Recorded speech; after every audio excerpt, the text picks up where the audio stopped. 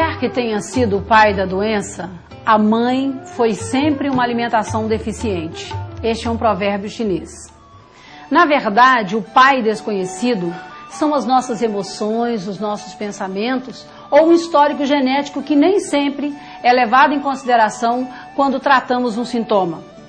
Estamos irrequietos, ansiosos, compulsivos, com dificuldade de concentração, perda de memória, enxaquecas, alergias, viroses e por aí vai. Será que precisamos ser candidatos a ter um câncer no futuro ou já estamos alimentando um? A previsão da Organização Mundial da Saúde é que nos próximos 10 anos o câncer será a doença número 1 do planeta. O especialista inglês, o Dr. Richard Doll, já admite que 60% dos cânceres estão relacionados à dieta. A inteligência humana tem sido utilizada para criar máquinas maravilhosas, foguetes, criar a vida, ou melhor, recriar a vida. Por que não utilizar essa inteligência para redescobrirmos novas ou antigas maneiras de prolongar a nossa saúde e a nossa longevidade? Faça do teu alimento o teu remédio e do teu remédio o teu alimento. A profecia do sábio pai da medicina está se cumprindo. Muitas doenças ou mesmo sintomas podem ser evitados e tratados pelos métodos naturais, ou melhor, pelos esquecidos métodos naturais. E este é o objetivo do programa Naturalmente Saudável: caminhar com você, passo a passo, na busca de um novo estilo de vida, pleno de alegria, paz e harmonia. Bem, nós vamos falar agora com o Dr. Alberto Gonzalez, que é gastroenterologista e está com uma oficina de alimentos funcionais. Dr. Alberto, quais são os tipos de alimentos que existem? Existe uma classificação que foge um pouco daquele tipo, classificação bioquímica dos alimentos. É uma classificação energética dos alimentos e que foi desenvolvida pelo Dr. Skeselin após análise de 123 mil pacientes no México. Ele, nessa classificação, define como biogênicos os alimentos que geram a vida. E esses são os brotos, são as sementes em germinação. Quando nós nos alimentamos desses alimentos, nós aumentamos também a vida no nosso organismo. Eles são as sementes germinadas, são os brotos e os alimentos que estão in natura, podemos assim dizer. Numa classificação logo abaixo, vem os alimentos bioativos. Os alimentos bioativos têm também uma grande atividade, são as frutas, são as verduras, são todos os alimentos crus, os alimentos vivos que nós assim chamamos. Depois nós partimos para uma classificação um pouco mais inferior, que são os alimentos bioestáticos e os alimentos biocidas. Os bioestáticos, eles não fazem muita coisa por nós, também não chegam a causar um grande dano. Já os biocidas, esses sim, esses alimentos são destruidores da vida.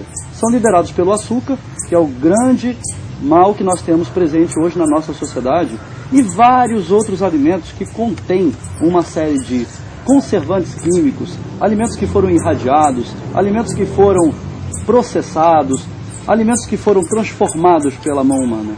Bem, o que nos interessa são os alimentos biogênicos e os alimentos bioativos. E nós vamos falar sobre isso agora. Vamos ver na prática, Dr. Alberto, como é que nós podemos utilizar esses alimentos. Suco de luz do sol. E vamos fazer o suco de luz do sol. A fé sem obras não tem sentido. Então vamos à prática, que é realmente o que interessa. Quer dizer, que interessa também, né? Porque o conhecimento é o primeiro pilar. Sem o sagrado conhecimento nós não podemos caminhar. Então o Dr. Alberto vai nos mostrar agora como é que nós podemos germinar os grãos e depois vamos fazer o suco de luz do sol. Imagine liquidificar os raios solares, não é fantástico? E por falar em prática, lugar de médico também é na cozinha. Então eu vou te dar um presente.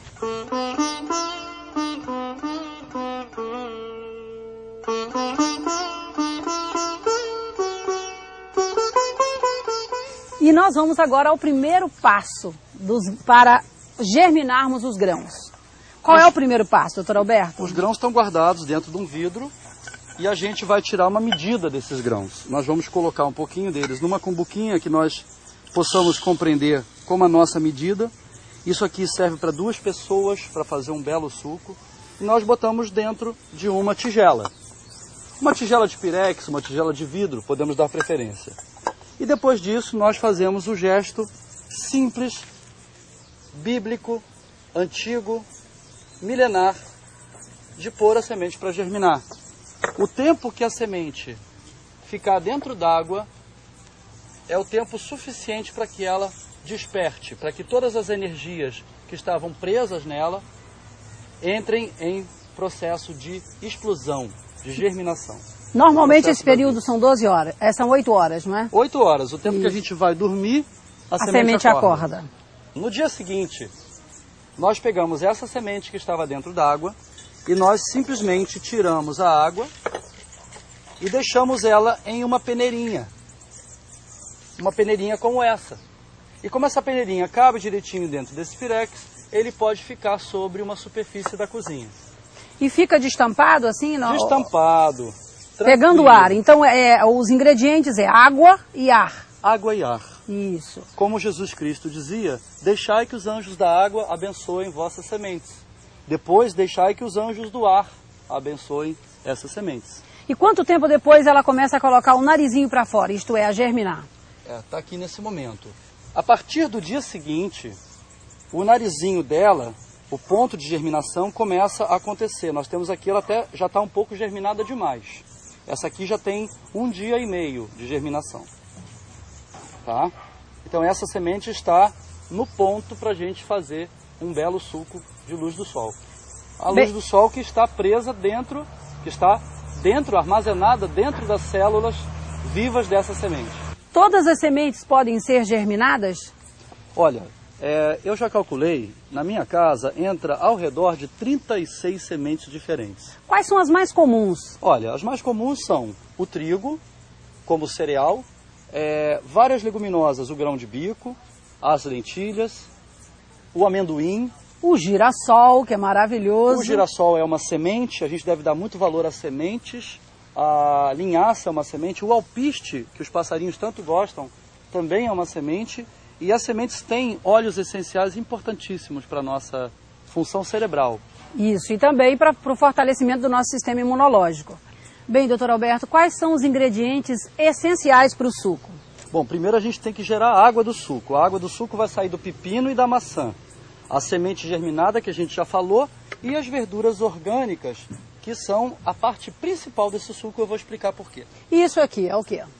Isso são alguns temperos, e principalmente aqui o inhame, uma raiz, a curcuma e o gengibre, que dão sabor. Então vamos lá. Qual é o primeiro passo? O primeiro passo é a gente picotar a maçã. A maçã já foi cortada. Aqui como demonstração eu tenho uma maçã inteira.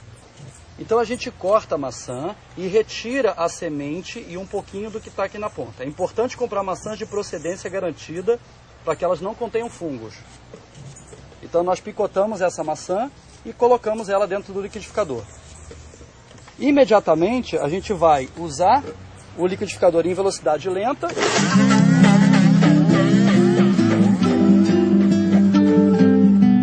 Como nós podemos ver, não há necessidade de colocar água. Nós estamos extraindo o líquido que mora dentro das frutas e dos legumes.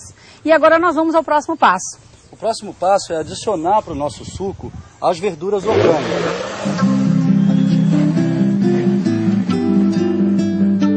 Agora nós vamos tirar o leite da mamãe natureza, não é? E o doutor Alberto vai nos mostrar qual é o próximo passo. Nós vamos usar uma telinha muito simples, que qualquer um pode fazer em casa. Tem um pequeno elástico para dar um pouco de flexibilidade. E a gente veste qualquer vidro ou uma bacia. Pode virar, Eunice.